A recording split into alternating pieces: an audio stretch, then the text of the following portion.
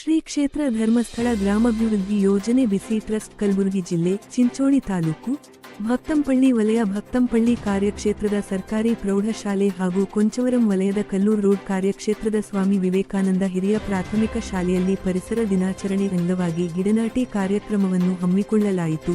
ಗ್ರಾಮ ಪಂಚಾಯತ್ ಅಧ್ಯಕ್ಷರಾದ ಶ್ರೀಮತಿ ಪಾರ್ವತಿ ಗುಂಡಪ್ಪ ಇವರು ಗಿಡ ನಾಟಿ ಮಾಡುವುದರ ಮೂಲಕ ಚಾಲನೆ ನೀಡಿದರು.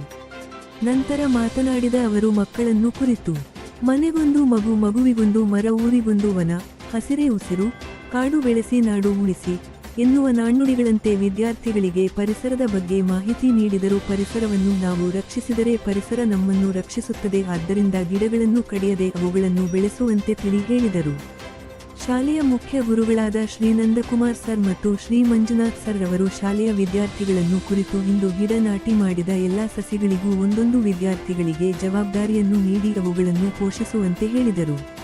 ಕೃಷಿ ಮೇಲ್ವಿಚಾರಕರು ಮಾತನಾಡಿ ವಿದ್ಯಾರ್ಥಿಗಳು ಇಂದು ನಾಟಿ ಮಾಡಿದ ಸಸಿಗಳನ್ನು ಬಹಳ ಮುತುವರ್ಜಿ ವಹಿಸಿ ಕಾಪಾಡಿಕೊಳ್ಳುವಂತೆ ತಿಳಿಸಿದರು. ಪ್ರತಿ ವರ್ಷವೂ ತಮ್ಮ ತಮ್ಮ ಹುಟ್ಟುಹಬ್ಬಕ್ಕೆ ಒಂದೊಂದು ಸಸಿ ನಾಟಿ ಮಾಡಿ ಅವುಗಳನ್ನು ಬೆಳೆಸುವಂತೆ ತಿಳಿಸಿದರು.